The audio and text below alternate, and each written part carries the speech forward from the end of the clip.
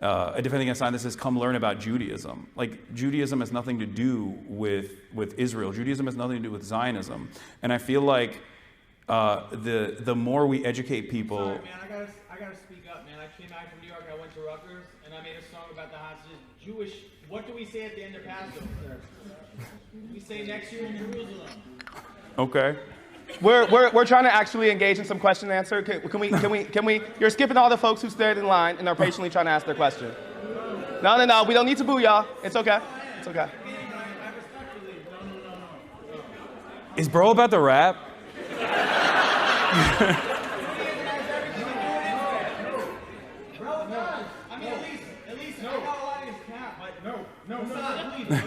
Let me ask you something. Let me ask you something. Wait. Not that person. Okay. Not that person.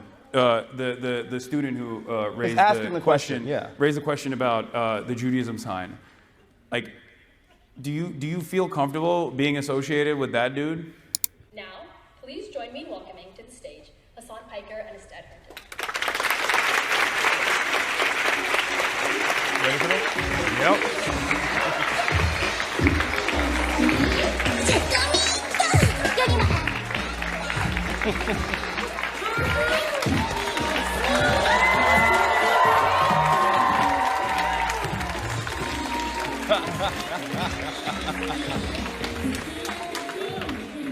Wow. What do you think of that music? That's the perfect intro music. As soon as there was an Ethan Klein mention, I was like, oh, I'm surrounded by fans. This is... Yo, I'm so excited to be here. My name is Astead Herndon. As they mentioned, I'm a politics reporter at the New York Times, and I am on the board of advisors of the Institute of Politics. And I'm super excited for us to be here with Hasan and to lead this conversation today. I know they went over some of this stuff before, but I will re-emphasize a couple things. This, like a lot of IOP events, is meant to stoke political discourse, to engage in discussion, and even a little good-hearted debate, and I think that we're going to see some of that today, but it's also to engage with students. So there will be student questions at the end, and when you see the microphones come out, you do not have to wait. You can start lining up at that time.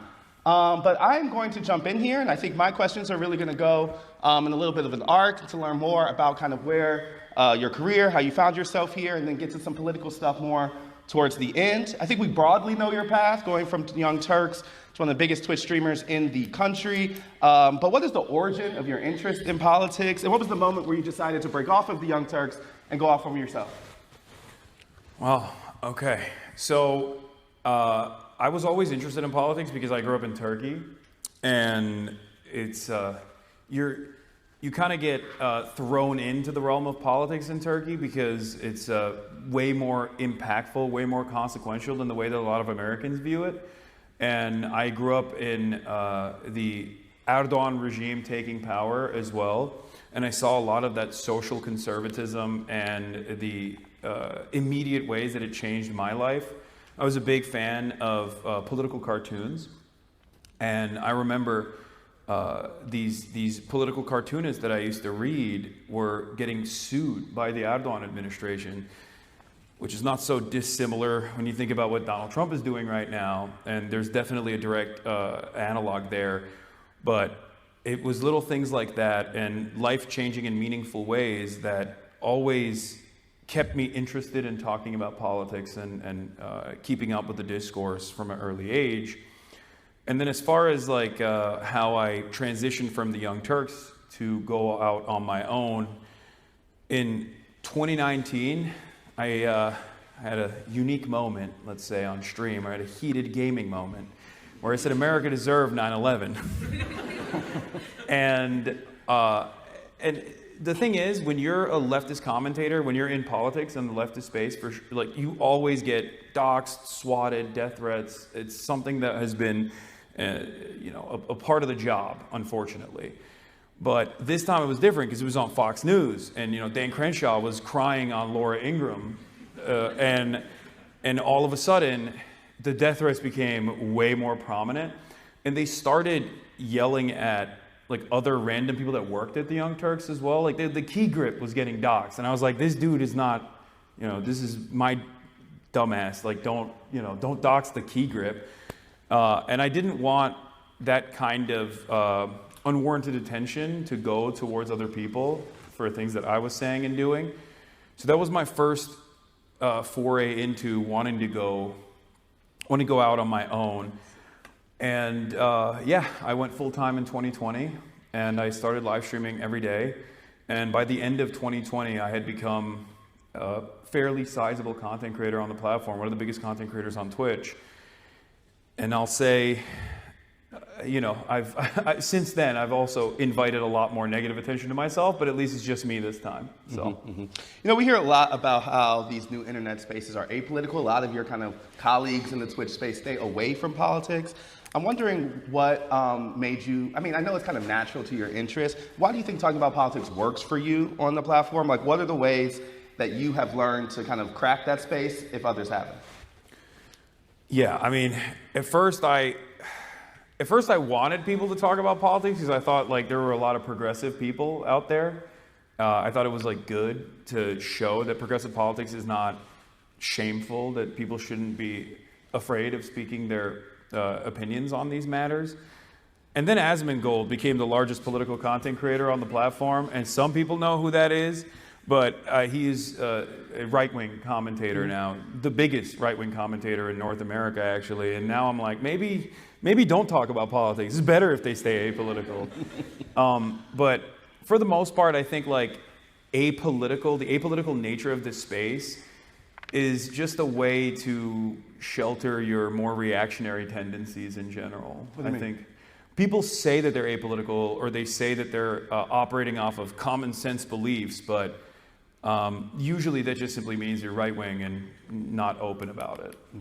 At least in my experience. Yeah, but obviously there's been a bigger discussion kind of since Democrats have not been in that space, and there's been some thought about how do they find themselves more naturally there. But I'll talk about that later, actually. I want to ask more directly, do you consider the line between like entertainment and activism? Do you think of yourself as a journalist? Like, how do you actually see your role? Yeah, I don't. I see myself as a political commentator. Like, depending on who I'm talking to, I'll explain it as like Rush Limbaugh without the brain rot. Literally and figuratively, because he had brain cancer. And You're also saying you don't have brain rot. I'm impressed. Yeah, and also brain cancer, and also I think holes in his brain from prescription drug overuse. He's dead. He can't. What was he gonna do? We're focusing on that, though. So anyway, but like it's basically like AM radio, but for Zoomers. So that's the way I describe it to people. And I do find myself to be more of an entertainer than an activist. Even though I do engage in activism, I always stress that, I'm simply an entertainer, and I'm trying to urge others to go out and organize as well, because like, I'm just one person, and I would be saying these things even if I had 30 people watching me. But when I have 30,000, 40,000 people watching me, that means there are 30,000 to 40,000 people that can go out and organize and then build a movement that way.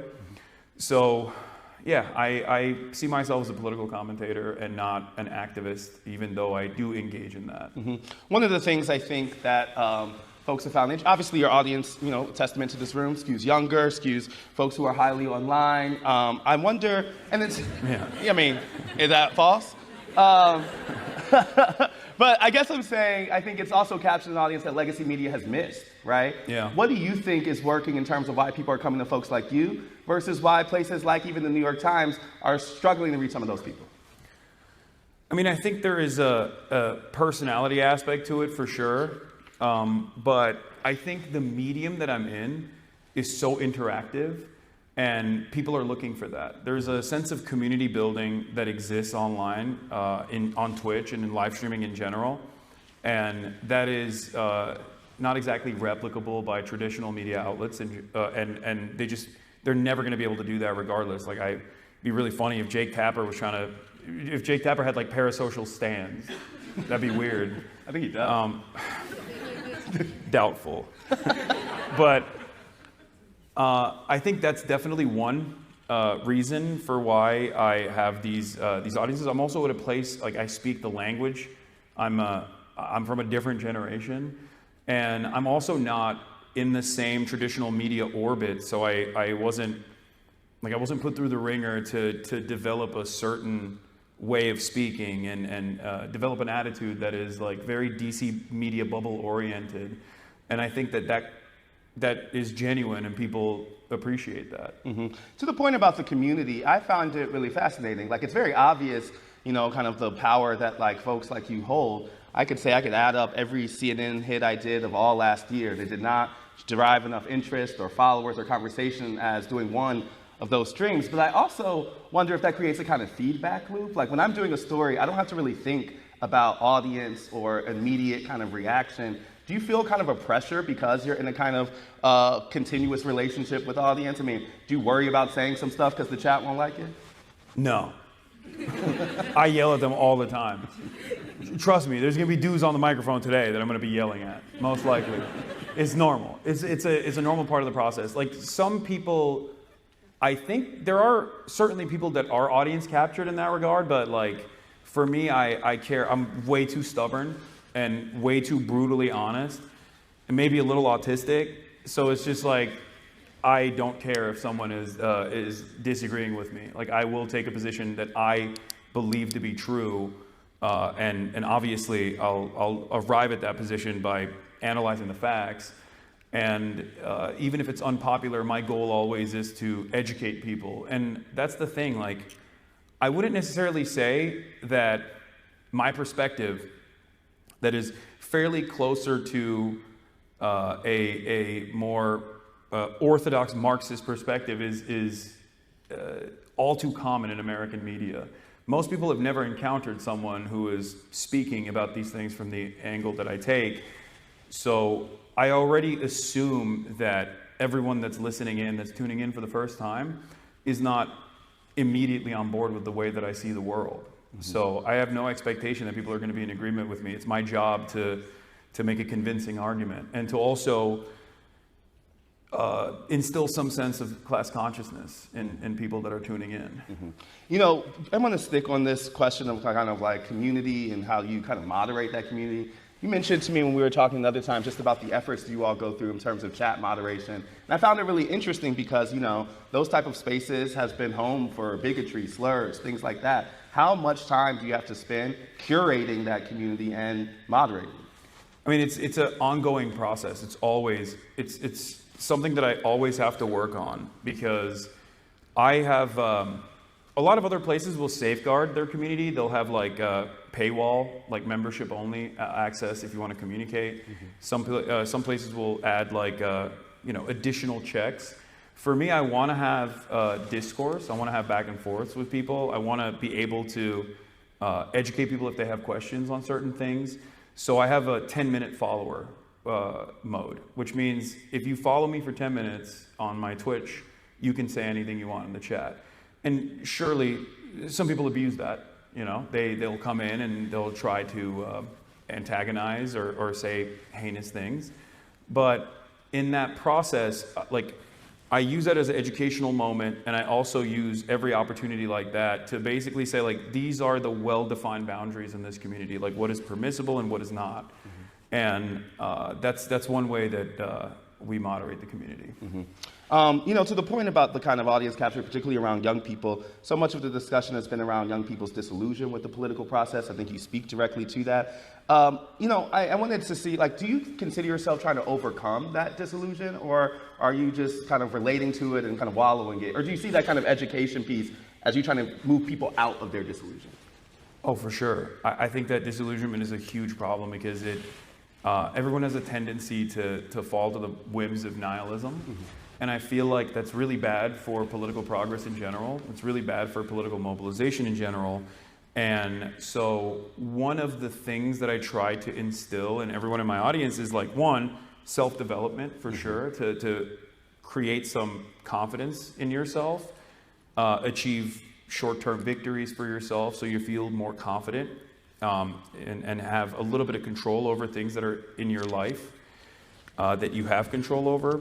But overall, I think I try to push everyone towards political activism for that reason, organizing, community organizing, or labor organizing with unions, because it's one way that I think people can immediately impact their material conditions in a way that's meaningful. And that, I think, inspires them to keep pushing for more and more, and hopefully build a larger network that can resist against certain things that this administration is doing. You know, you become a voice for Democrats really asking the why they lost question since the election. I just wanted to start by posing that to you as we start talking about change in parties. Why do you think Kamala Harris lost?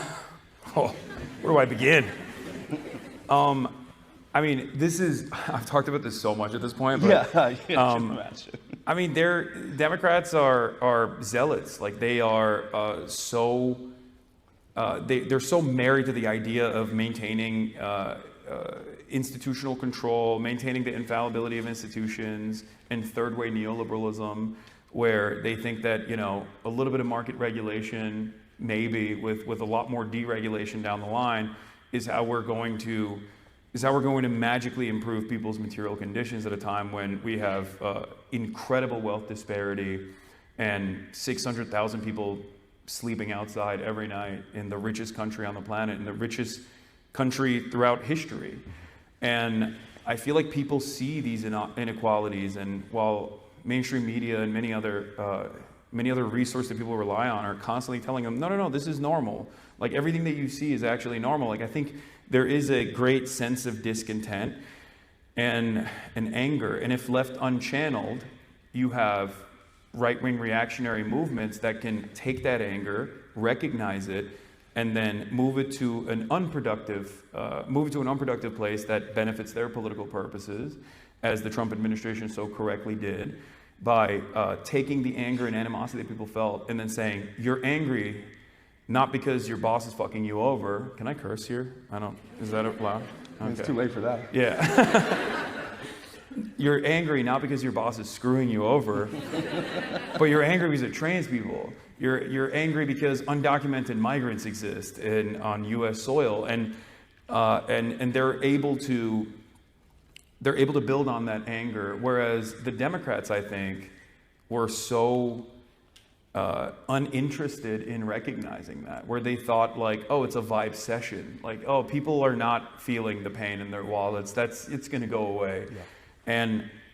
And no matter how many think pieces you write on that, like the average person is not that's not going to change the average person experiencing negative real wage growth for almost 2 years under the Biden administration. Yeah, I mean, I think this is where there was a lot of overlap in how in our work and what you were talking about is because, you know, that kind of 2021, 2022 moment when Democrats were trying to talk people out of their concerns really sticks out in terms of the reasons why they lost.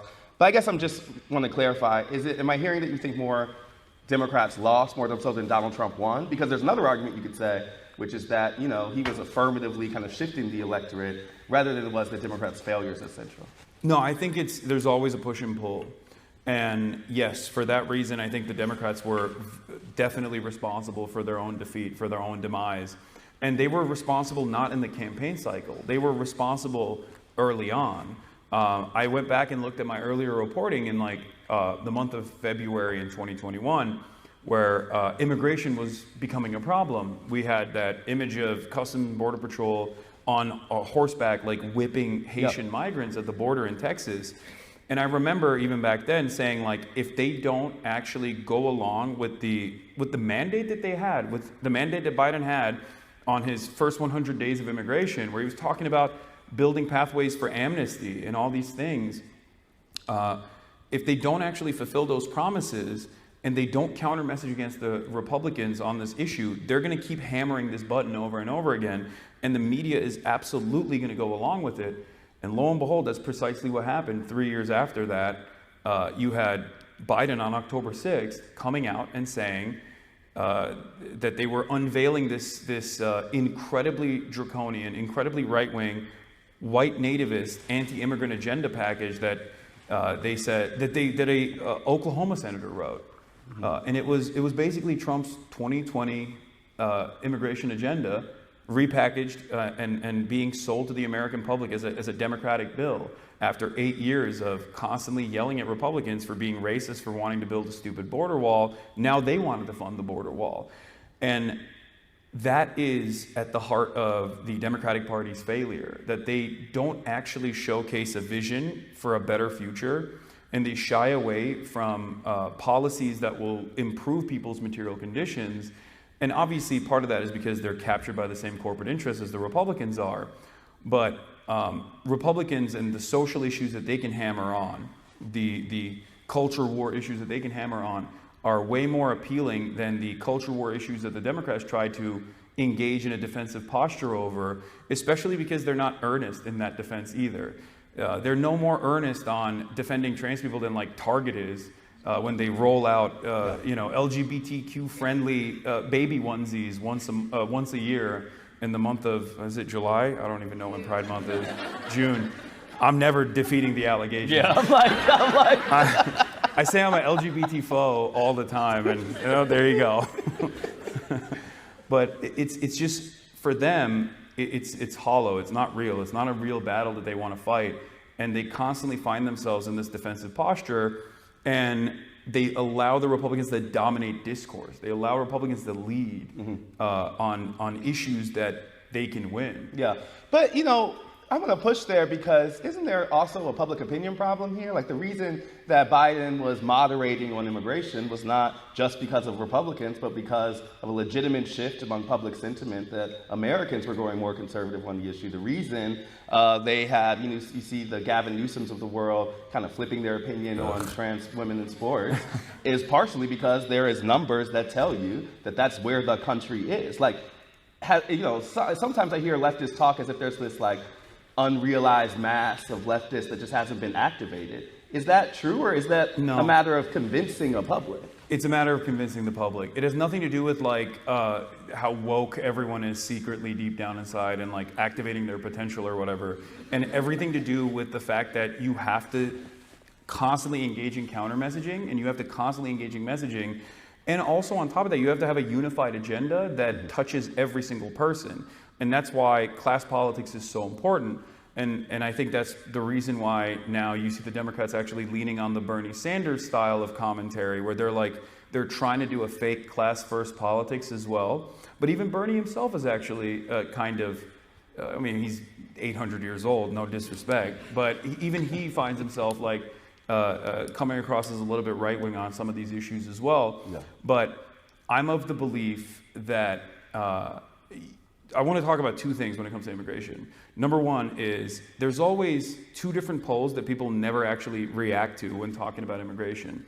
Even at a time when you had the highest approval rating for Trump's mass deportation agenda, right? I mean, this is straight Hitlerian policy. Like mass deportation of 20 million people, that's insane. You're going to put them in concentration camps? What are we doing? Even at that point, when Americans were consistently asked mass immigration or mass amnesty, they still chose mass amnesty, but no one ever presents that second option as a viable solution to this problem. And that is at the heart of the issue from the way I see it, where if you don't present Americans with the other option, if you don't constantly counter-message, if you don't actually do your very best to showcase the humanity of migrants and how much they contribute to these communities, then of course Republicans are going to constantly counter-message and talk about some of the most heinous, some of the most violent things that have taken place and attribute that to migrants across the board, even though there's no evidence that shows that undocumented immigrants are responsible for a larger share of crime than natural-born U.S. citizens, and only evidence to show the exact opposite, that they're responsible for less crime per capita than natural-born U.S. citizens are. So Democrats never make that argument. And I think it's because they're afraid. I go back and forth. I sometimes think they're controlled opposition, and then other times I realize whenever I talk to a Democrat or a staffer, I'm like, oh, you're just stupid. Like, you just don't know. You just don't believe in yourself, and you're just posturing as a somewhat progressive figure on certain issues in an effort to win votes, but that's it. Like, it's not genuine. You mentioned the kind of primacy of class politics, which obviously is a theme in your work. I remember when Bernie was making some of these arguments in the 2016 and 2020 race, and I also remember when he ran into big problems in places like South Carolina and others where that argument wasn't really landing. How much does the left need to, win over working class folks of color who haven't really come to them in the same type of way? And what is the balance between recognizing class politics and the importance of identity politics and representation to some folks? Yeah. You and I actually had this conversation on my stream where we were talking about like the Democrat machine and how strong it is. I also had another conversation similar to this with my friend FD Signifier, shouts out, he's a wonderful YouTuber, about how like the black aunties are the backbone of the Democratic Party, right? Like, and they are And the world, basically. Yeah. Yes. Exactly. For sure. And what I was interested in understanding is like, I think a lot of people of color understand that it's about survival, and it's about the demon that you know as opposed to the demon that you don't. And in most circumstances, they make this decision knowing full well that like the people that they're voting for are not, I mean, they're maybe marginally less racist than the other side that's like overtly racist, right? And I think that because there's so much strategic voting that takes place in that regard, I think as long as you can make it out of the primary structure, like a figure, no matter how populist they are, no matter how like left-leaning they are, no matter how predisposed with class politics they are, will be able to captivate the attention of like the base of the Democratic Party. Like people that find themselves in a position where they're voting for Joe Biden, whether because they love Joe Biden or because they think that he's a safer bet, are definitely still going to vote for whoever the Democrat is. And I think that's the base of support that we can bring over, rather than try to craft a message specifically for that base of support. Got it. You mentioned the scenes in first Trump administration, specifically I remember the whip and the immigration moment. I think about that time too because there was so much public pushback on some of those things. I remember folks going to the airports when the Muslim ban dropped and things. Yeah. Do you still see that same level of engagement? I imagine like you're on the pulse of the resistance maybe. Like why aren't people in the streets? That's actually a really great question. I think that there's two problems. One is the disillusionment that people feel because I think in the aftermath of the Black Lives Matter protests that took place in 2020, where a lot of people in this room did all of the right things. Like you did it by the book. You went out, you protested in the streets, you yelled at your congresspersons, you tweeted, okay? You did it all. And then when the election came around, you went out and you voted. You held your nose and you voted for Joe Biden, even though he was very visibly deteriorating. And it didn't matter because it was like, it's better than Trump, right? And then nothing came of that. And I feel like that creates a lot of disillusionment amongst young people and just virtually any American that participated in this process that looked at that and went, well, we saw no reforms whatsoever on policing. And as a matter of fact, most of the Democrats were predisposed with like positioning themselves as against these organic movements that were born out of Black Lives Matter. And surely there was people going maybe a little too far in terms of maybe not putting their least radical positions out there. But overall, I think that created a lot of nihilism that we haven't really examined thoroughly. So that's one reason why I don't think a lot of people are even protesting Trump to the same degree as they were last time around. Because last time around, he was also seen as an aberration. Like, this is not us, when, this definitely was us. Like, Trump is a perfect beacon of American stupidity. And it always bothered me when people say, like, this is not, I'm like, what is democracy otherwise? This is us. No, that was definitely us. And it still is us.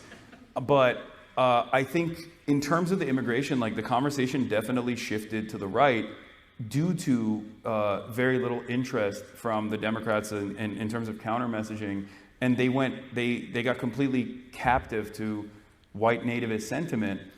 And if you recall, you and I had another conversation when you brought up your follow-up on the Run Up podcast, where you talked to these people and you were like, what are you worried about right now? And if you told me that immigration was not at the forefront of anyone's mind, pretty much. And I told you then, and it started to happen already, that eventually it will, because people are going to start developing too much resentment towards this administration's unjustifiable immigrant detention policies. And since we had that conversation, he's underwater even on that issue as well. And the reason why that happened is because they made a major mistake with Kilmar Abrego Garcia. They detained and refused to do due process for virtually all of these migrants that they had captured and sent to CCOT into this like slave labor prison structure in El Salvador. And yet an immigration attorney of the Trump administration accidentally revealed that they had made a mistake. And when that happened, the media seized on that. They started covering it. And then it became a major issue of consequence. I mean, a major issue that people were demanding some sort of restitution for. And the Trump administration, being hard-headed, refused. And it led to Chris Van Hollen actually going down to El Salvador to get proof of life for this person. And in that process, I think a lot more Americans started realizing what was truly happening. Because they're busy. Everyone is busy. Mm-hmm. They're focusing on their own lives. They've completely checked out of politics. But like, when an issue becomes noteworthy enough that like a lot of outlets are covering it, Americans still do have a collective conscience where they go, okay, that's really messed up, and we shouldn't let that happen. And that momentum is only going to build from this point on, because it's not like the Trump administration is going to back away from doing these unjustifiable detention policies. And it's only going to escalate further. And then you'll start seeing more protests in the streets. Mm-hmm. One more question on Democrats before we move on. There's another argument I've heard some folks say that like it wasn't a matter of message, it was just that they weren't in the right places, right? Like they actually bring those to people. That Democrats had kind of lost culture more than it is a need for policy shift. I know your team, they need to change their policies, but if we're just focusing on kind of where they deliver their message, how do they get back into culture? They should just go on Call Her Daddy. That was good. I mean, no disrespect to Call Her Daddy, but you know, it's just I don't think you can. I mean, to that point, I remember that interview as Trump. like a moment when Democrats were bringing their same message just to a new place, right? Yeah. That seems like part of the problem. Yeah, but if the message is shit, it's not going to resonate with people. Like Kamala Harris's brilliant campaign message was like $50,000 in tax breaks for small businesses. Like she kept saying, like, I am a small business. I love small businesses. It was like, that doesn't resonate with people that are having a hard time struggling to pay their bills. You know what I mean? Do you really think people vote on policy first? I think people vote on an earnest communicator that can promise them a better life. And that is not what the Democrats do in general. They never come across as earnest. They come across as entitled, smug, elitist. And also, two, the policies are far too technocratic in their approach. Like, look at Elizabeth Warren versus Bernie Sanders as an example. Elizabeth Warren and she's done fantastic work with like Lena Khan, for example. And on the back end, on the policy side, like CFPB is brilliant. It's fantastic. But Elizabeth Warren as a campaigner, unfortunately, is a freaking nerd. It's just not, that's going to resonate well with like people on Twitter.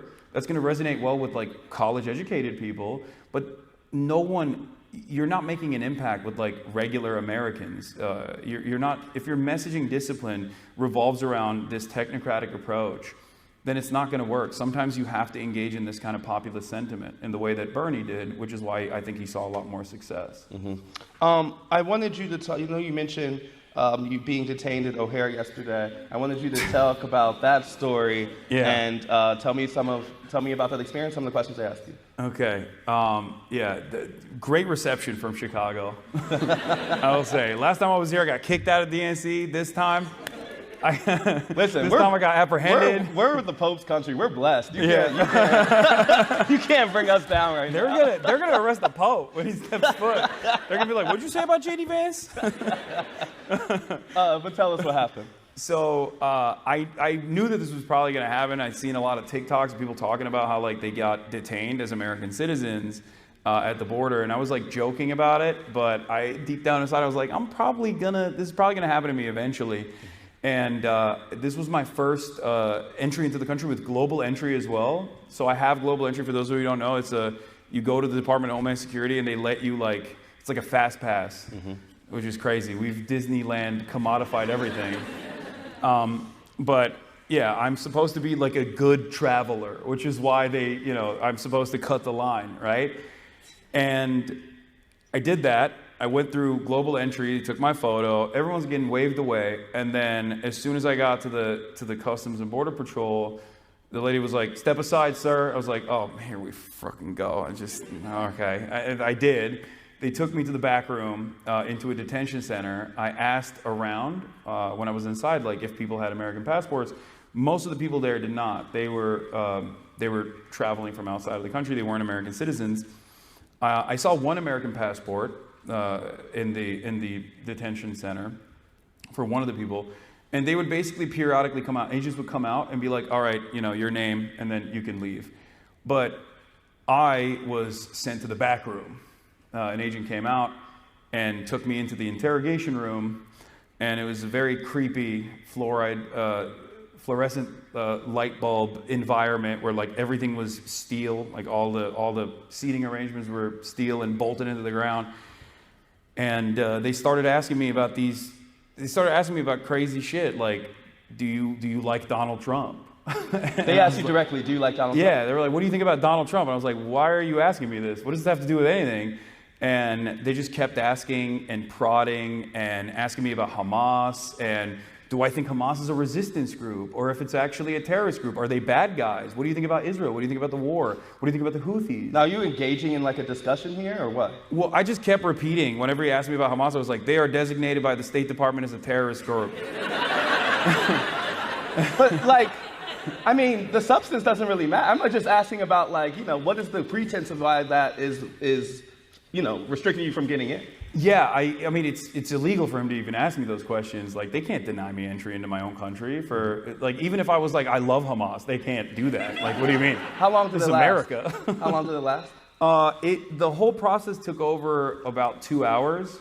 And they went back and forth. Like, there was a point where he asked me all these questions, like, including drama, which was crazy. Like, he was like, well, it says here you got banned off Twitch. It's like, bro, you're an agent of the federal government. What do you mean I got banned off Twitch? Like, what are you, a Redditor? Like, it was insane. And he's like, yeah, care to explain that? And I was like, yeah, I got banned off Twitch for, describing the concept of blowback. And that's the most positive way that I could tell him that I said America deserved 9/11 without him apprehending me. And then he's like, well, it says here that you wanted to kill a senator? And I was like, no, that's not what I meant. I was talking about like the Republicans being hypocritical. So how did it end? Basically, he left, he came back, and then he asked me like the hard-hitting questions. Like, if you say yes to those, you're going to jail. Where he was like, have you ever been in contact with someone in Hamas or Hezbollah or Houthis? I was like, no. I was like laughing at this point. I was like, no, I have not been. Do you have their number? Like, and after that, basically at a certain point, I was like, am I being detained? Like, what's going on? Yeah. And he was like, no, not at all. I was like, so I can leave if I want to? He was like, oh, well, and then he didn't even ask me for my phone after that, which was, because that was my red line. Mm-hmm. I wanted to test the boundaries. I didn't like immediately lawyer up or anything, because I wanted to see like what they were going to ask me, because I do have a decent amount of privilege, as opposed to like a random college activist, you know what I mean, who can be bullied in that situation. So I wanted to test like what they would ask and what they would prod about, and it was shocking. Mm-hmm. Like, it was shocking that these were questions that they were asking me, as though like they're going to deny me entry into the country. That is definitely worth entry. We have 10 minutes before audience questions, so y'all keep that in mind. And I think we're going to start putting some of the mics out. You all can start lining up as you have them. You mentioned some of your previous controversies. I want to ask. Oh wow, we're getting mass movement. Well, let's chill out. Let's walk, y'all. I told you I'm going to yell. Let's calm down, friends. Okay, I want to ask directly about some of the controversies you referenced. Hit me. And, I would love an earnest response here. I mean, you mentioned some of the back and forth. There was a statement from the Chicago Jewish Alliance I'm going to read to you and would love for you to respond to. Piker has a history of making inflammatory statements, including America deserved 9/11, a remark that trivializes national tragedy, referring to Israelis. Don't laugh. Sorry. I'm serious. Referring to Israel as inbred and a dehumanizing stereotype that echoes historical anti-Semitic stereotypes, dismissing reports of sexual violence in the October 7th Hamas attacks, stating it doesn't matter if rape happened on October 7th, it doesn't change the dynamic for me. Such statements have prompted concern for public officials, and they mentioned some other folks. By inviting Piker to speak, the University of Chicago risks endorsing a narrative that endorses views as harmful and divisive. I'm posing this to you partially because I want the direct response, but also I think it's important for folks to hear a real answer to this stuff. We're not going to run from these things. We're going to talk about them directly. Yeah. I want you to, what do you, like, just respond. Okay. Yeah, the fact that like people still use that quote when I say like it doesn't matter what happened on October 7th, that doesn't change the dynamic for me is like so revealing, because Israel is committing a genocide, and my position on this is clear that like whatever happened on October 7th, the atrocities that took place on October 7th does not justify genocide, and it's really, thank you.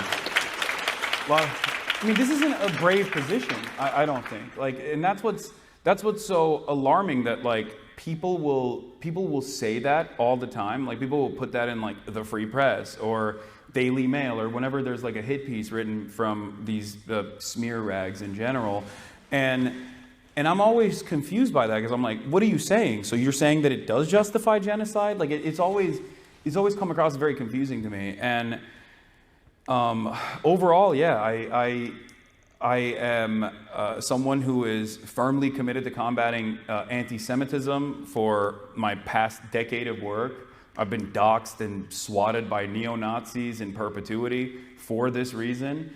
But I also happen to be a committed anti-Zionist, that I believe in the emancipatory cause for Palestinians. And I've never shied away from that position, no matter what. But something like America Deserved 9/11 is obviously at least inflammatory. Oh, right? yeah. Like, do you ever think about the impact of those words? And do you have to, I know it's an informal forum, you're kind of rolling with it live. Like, how do you wrestle with, something that could be offhand, but actually be more meaningful? Actually be more hurtful, I should say. Yeah, I mean, I think that America Deserved 9/11 in general was probably one of my most vindicated takes. Maybe I'm delusional about it, but in terms of describing the concept of blowback and explaining like how we got to 9/11, a lot of people were unaware of the machinations behind the scenes from Operation Cyclone, or even before that, even prior to that, in terms of like arming and radicalizing the Mujahideen and using them in the Afghan Civil War against the USSR, and what that turned into. That is a common thread in American foreign policy, is that people that we give arms to and offer a lot of training and support to inevitably turn on us for understandable reasons. So I don't shy, like, even if I say something that is hyperbolic in that moment, because I get passionate sometimes and I have what people call a heated gaming moment, it's ultimately, my message is clear. And does that get in the way of me reaching a broader audience? Certainly. I understand that, but it happens. Mm-hmm. It happens sometimes. So I hear you more have made peace with it than think it's a thing that you're gonna. I'm saying like a heated gaming moment for a lot of folks is just a heated gaming moment. Yeah. For you, it's a big audience. Yeah. So I'm saying, have you changed the way you think about those things? For sure. Especially because like I don't really appreciate all the doxing that comes afterwards and the swatting that comes afterwards, but it's definitely something that gets away in the message that I'm trying to present. And so for that reason, I do try to moderate every now and then, or try to regulate my temperature every now and then when I find myself saying something that might easily be misconstrued or is like explosive, right? But overall, mistakes still happen. I'm a human being. I own up to it, And that was one of those moments. Cool. Last question I have, and then we'll go to the audience questions. So much of your life is lived publicly. I find it kind of shocking, like just how much is just just living out there. You do. And how folks, really come to understand you, have a relationship with you because of that. I wanted to ask, what's something we don't know? What's a misunderstanding about you? What's something you've kept to yourself? And how have you regulated that? Ooh, that's interesting. That's not a question that I thought I'd be answering. Everything is online except for, I guess, like personal relationships that I have. I try to keep private to the best of my ability because I don't want to invite, unwelcome attention to other people because, I can deal with it, but not everyone is like equipped or should be equipped to deal with that sort of stuff. In terms of like something about me that people don't know, I don't know. I'm drawing a blank. I would say that I've never had a position where I think people should not have nice things. That's like the number one thing that people always be like, oh, rich socialist, what a hypocrite. But it's like, no, I want everyone to be able to have like enough disposable income so they can buy stupid shit. So that's, I guess, like one of the most common misconceptions. But I think people in this audience probably already knew my position on this because, you guys probably tune in every now and then. You're pro nice stuff. Yeah, I think, and stupid shit too. Like, not just nice stuff, like things that make you feel good. Okay, I'm going to ask you this question again in a little bit. I want you to think of a better answer. Okay. We're going to go to audience questions. So remember, questions have a question mark at the end. They're not statements. And we're going to try to keep them as brief as possible. But please, let's go. Hello, my name is Alex Fuentes. I'm the second year at the college. I am Salvadoran American, so the immigration issue is very close to me. I'm going to shoot you a softball. So the issue I face with working within the city is that a lot of people have felt not very invested in, or their communities have not been very invested in. So when we look at amnesty or looking at these programs for immigration, they face a lot of pushback. So what do you say to that kind of person? How do you fight the immigration issue as a Democrat when talking to those kind of people? Yeah, that's not a softball. That's a tough one. Because unfortunately, you're not wrong. I think a lot of people, like I said, are so busy with whatever is going on in their lives that they sometimes will be very selfish. And they refuse to contend with the reality that migrants, undocumented and documented alike, are all around us, and there are very important parts of our community. And I feel like the best you can do in that regard is to showcase the humanity of the people that you're talking about and try to present that as to the best of your ability over and over again and keep hammering on that point. And this isn't the best time to be able to do that either because, understandably, a lot of undocumented migrants especially are trying to hide to the best of their ability to not invite unwelcome attention and potentially some kind of federal regulation, ICE, Gestapo agents coming and knocking down their door. So it's additionally difficult to do so right now, but I think community organizing and community programs would probably go a long way in that regard, getting together and showcasing the different cultures that make up Chicago what it is. Thank you. Hi, my name is Cole, and I'm a fourth-year undergrad. So we kind of touched on this a little bit, but your radical stances and very public-facing identity has led to a lot of continuous pushback and outrage, which seems like you're at least reasonably competent dealing with. But I was curious about how do you deal with the emotional turmoil when this affects people close to you, like friends or family? How do you deal with this emotionally, and also what steps do you take to prevent this from happening? Great question. Yeah. As far as, I can't speak to people close to me, like my former podcast co-host or whatever, if that's what you're asking about, because they're content creators, so it's different. It's a totally different beast. But in terms of disagreements that I have with people in my life, I try to manage that to the best of my ability by talking about other things, especially if it's a relationship worth preserving, especially because I know in the long term, I can convince them on some of these positions as long as I maintain this relationship without severing that tie. Because if you sever that tie, then you're basically losing that battle. That person will probably succumb further and further into reactionary ideology. So, it's good to find mutual interests that don't revolve around politics and try to hammer that on to the best of your ability. And like I always say, be normal, you know, because in my normal day-to-day existence, I don't talk about, you know, the Ansar Allah militancy in the Red Sea against the Israeli genocide, right? Like that's not a normal conversation that's taken place all the time. Having said that, there are certainly disagreements that I have in groups of friends, for example, with respect to trans issues. Like someone will say an off-color remark, and I'll be like, "Don't do that." You know, come on, you're being whack. Like there are subtle ways of moderating people in your life to make sure that they understand that that's not something that you find to be appropriate or funny. And also be cool. I think that goes a very long way, I promise.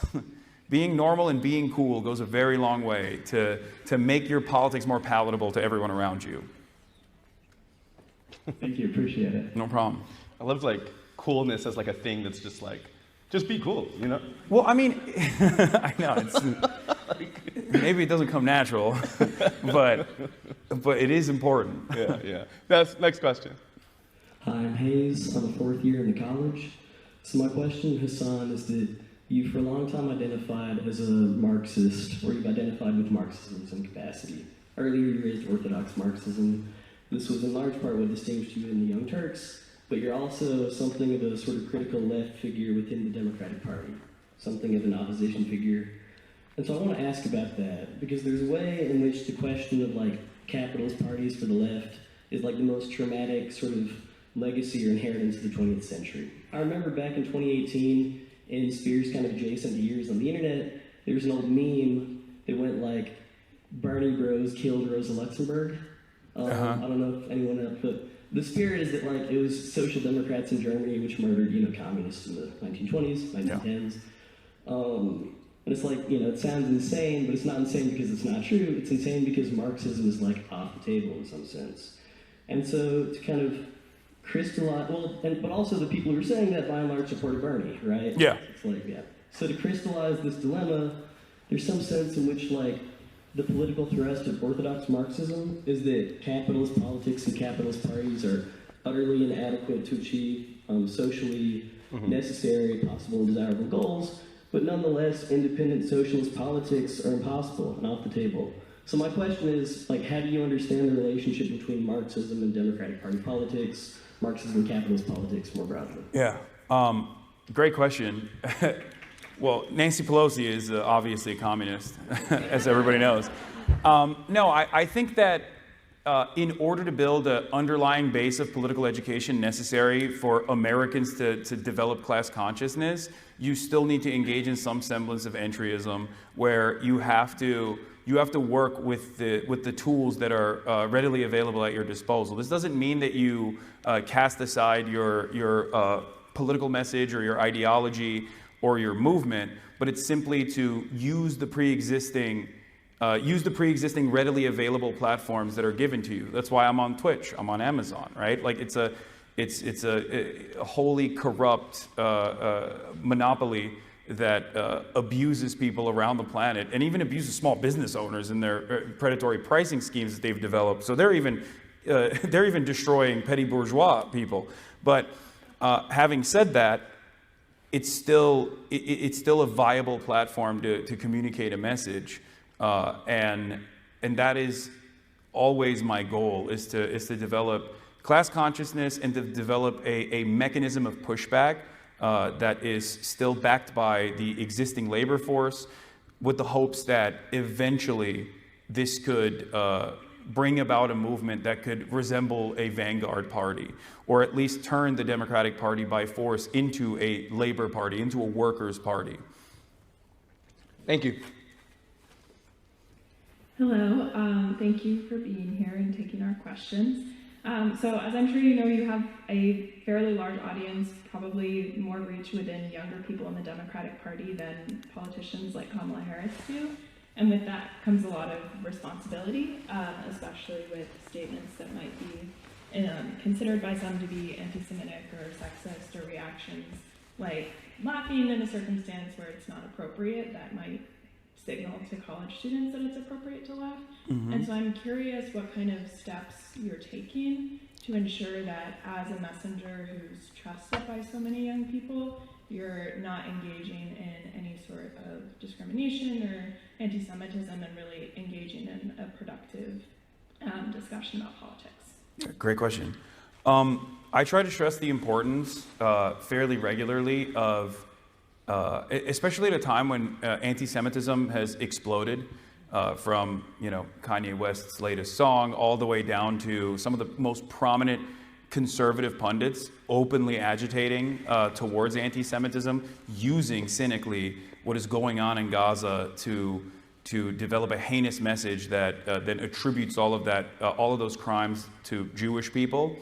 I find myself virtually every day speaking out against that and decoupling Zionism and Judaism on a regular basis in an effort to educate people that might find themselves on the whims of unexamined anti-Semitic tendencies.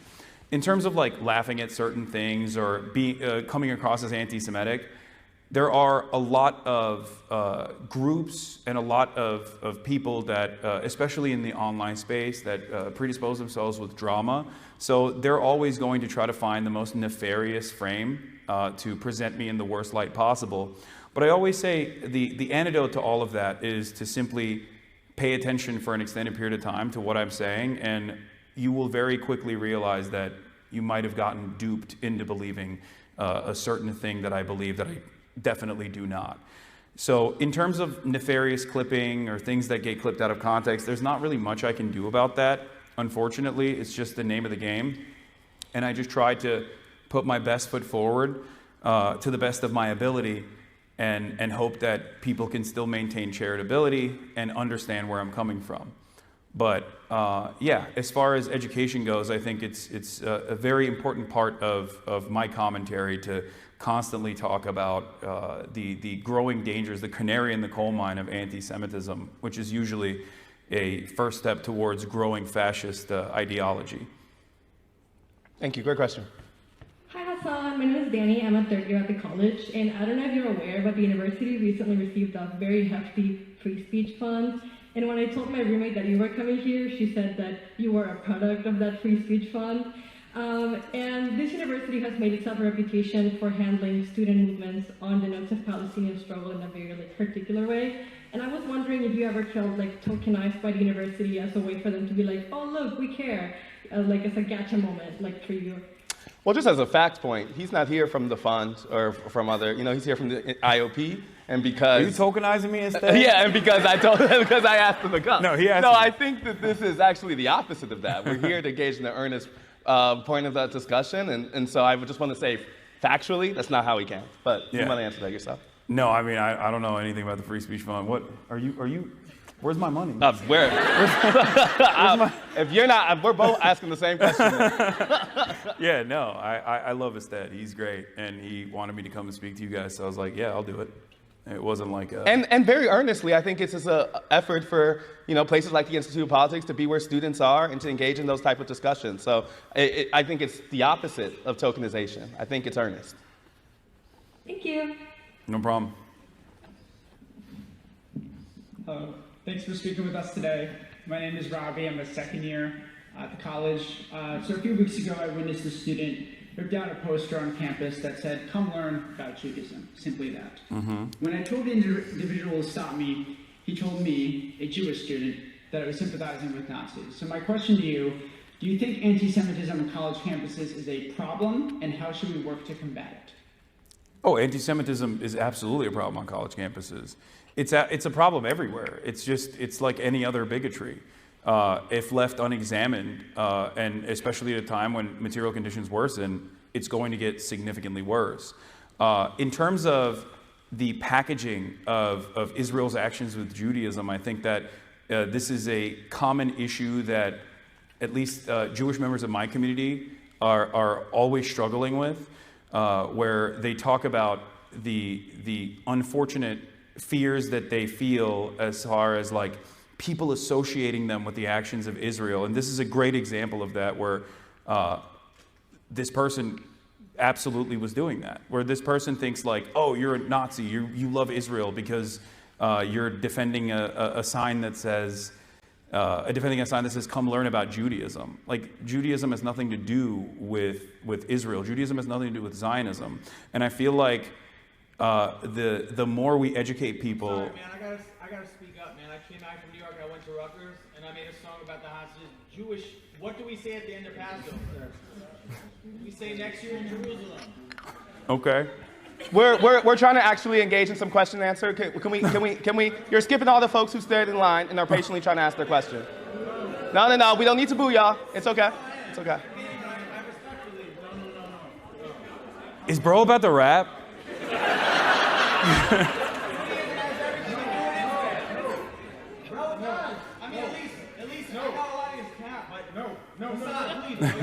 Let me ask you something. Let me ask you something. Wait. Not that person. Okay. Not that person. The student who raised the question. Yeah. Raised the question about the Judaism sign.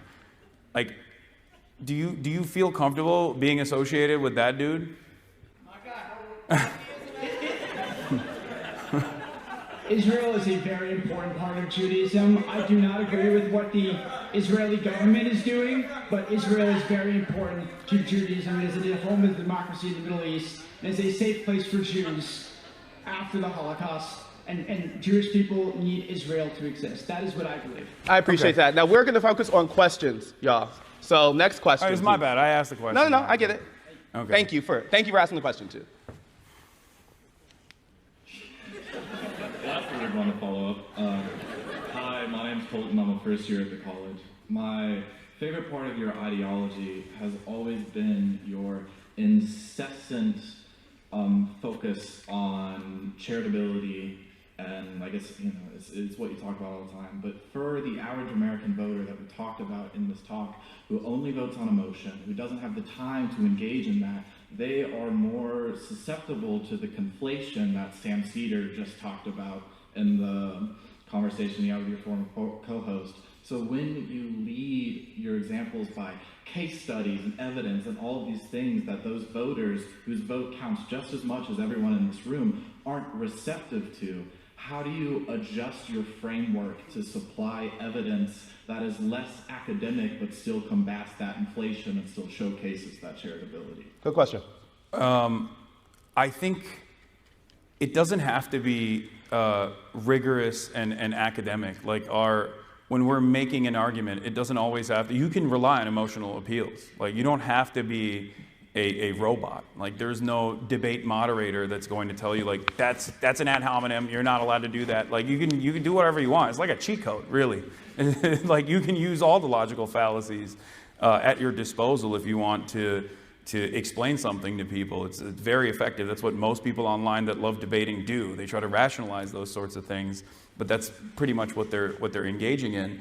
And as far as like maintaining endless charitability, my starting position on this is that I understand that this is a settler colonial nation that was designed by slavers and was built on the fundamentals of erasing the indigenous population.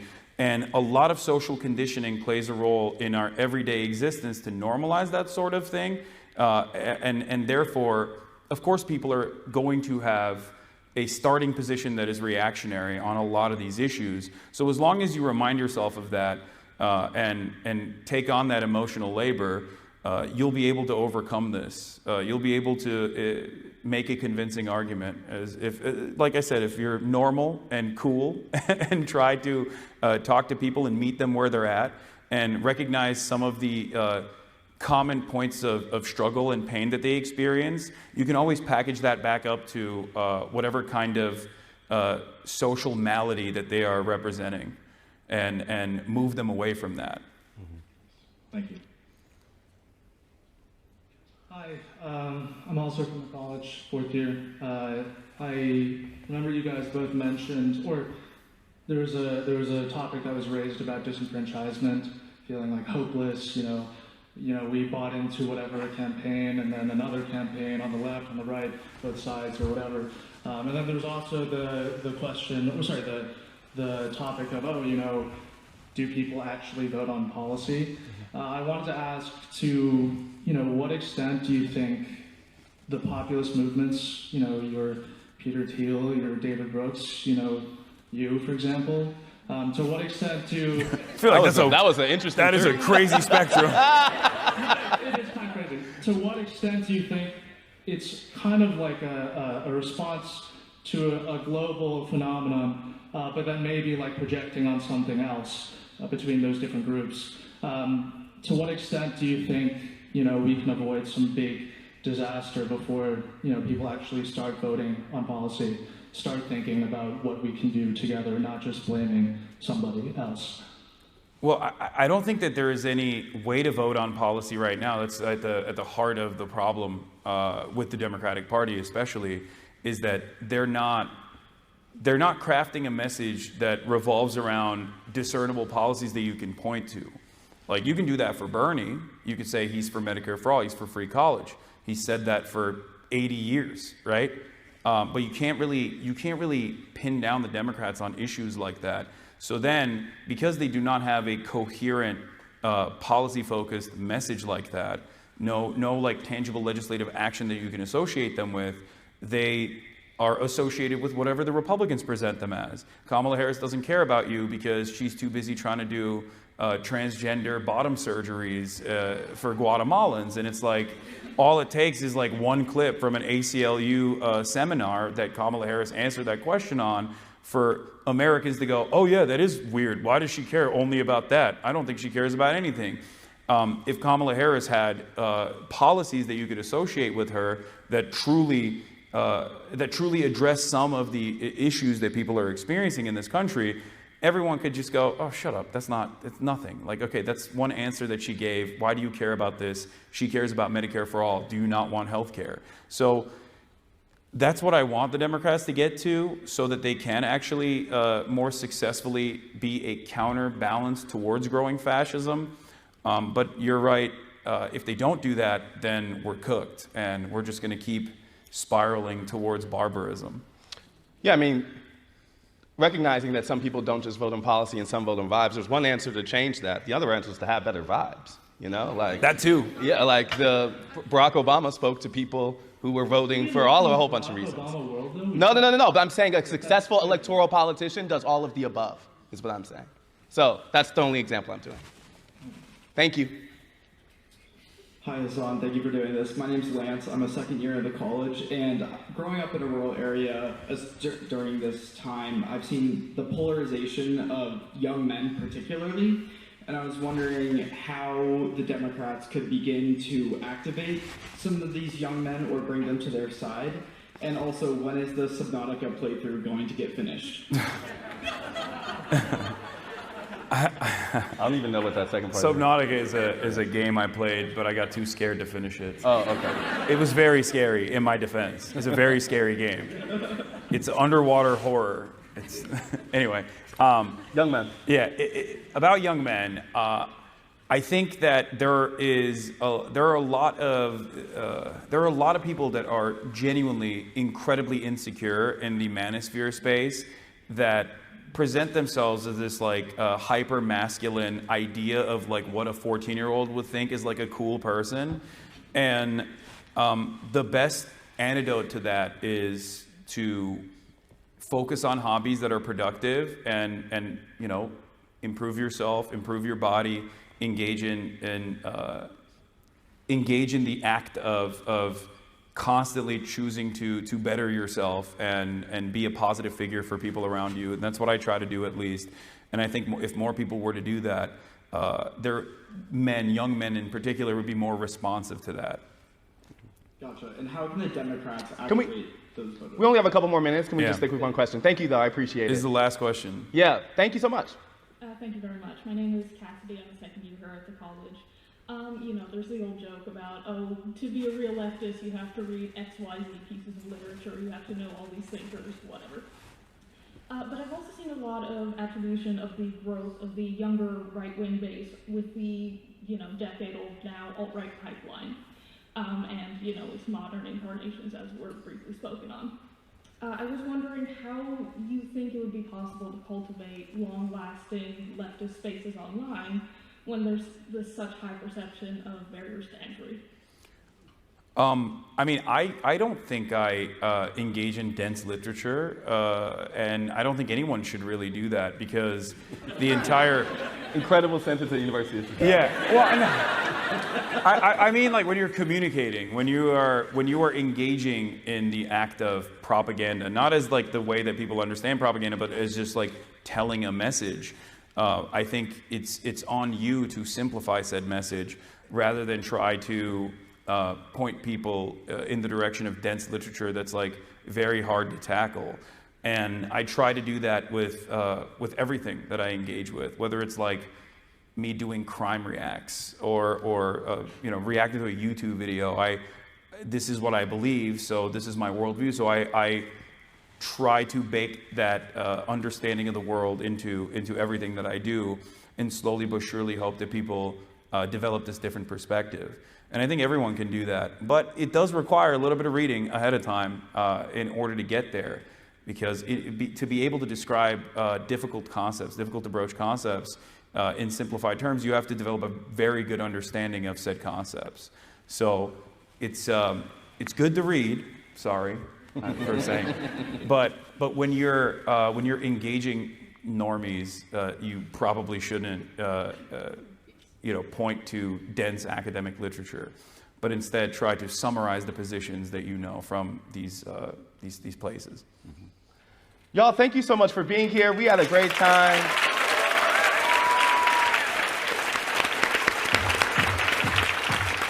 And make sure you follow some more events with the IOP and stuff. Cool. Oh yeah. Okay. Well, I'll end it here then before I get in the car.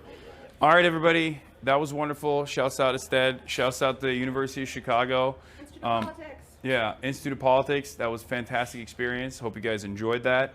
I'll of course be live tomorrow at my regular same time, same place. You already know. And let me turn this on real quick. Okay. The internet's very bad over here, but yeah, I hope you guys appreciated that and enjoyed it, and it was informative and enlightening. If you guys liked it, maybe I'll do more of the college campus stuff, but I'll see you tomorrow.